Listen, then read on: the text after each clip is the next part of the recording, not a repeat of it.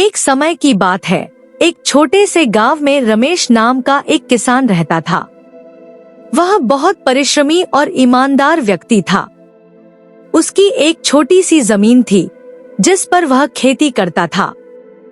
रमेश को अपनी मेहनत पर बहुत विश्वास था और वह दिन रात खेत में काम करता था। वहीं उसी गांव में सुरेश नाम का एक और किसान रहता था। वह बहुत आलसी था और अपने भाग्य पर बहुत विश्वास करता था। वह मानता था कि किस्मत में जो लिखा है वही होगा, चाहे वह मेहनत करे या न करे। इसलिए वह अक्सर अपना समय बेकार की बातों में बिताता और खेत में कम ही काम करता। एक दिन गांव में बहुत बड़ा सूखा पड़ गया। सारे किसान परेशान हो गए क्योंकि उनके खेतों में पानी की कमी हो गई थी। रमेश ने हार नहीं मानी।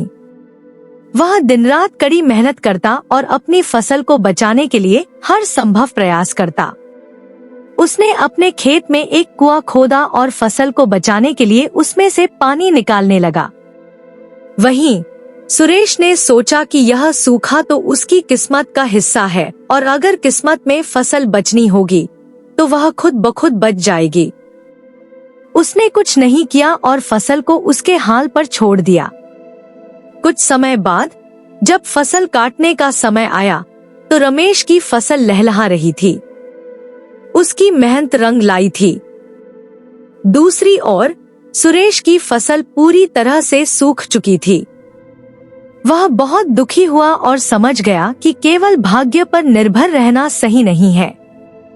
रमेश ने सुरेश से कहा, दोस्त, भाग्य का भी अपना महत्व है, लेकिन मेहनत के बिना कुछ भी हासिल नहीं होता। मेहनत और भाग्य दोनों साथ चलें तो ही जीवन में सफलता मिलती है। इस घटना के बाद सुरेश ने भी मेहनत का महत्व समझा और रमेश की तरह परिश्रमी बनने का संकल्प लिया। उसने ठान लिया कि अब से वह भी अपनी मेहनत से अपनी किस्मत बनाएगा। शिक्षा: इस कहानी से हमें यह सीख मिलती है कि मेहनत और भाग्य दोनों का जीवन में महत्वपूर्ण स्थान है, लेकिन सच्ची सफलता उन्हीं को मिलती है जो कठिन परिश्रम करते हैं।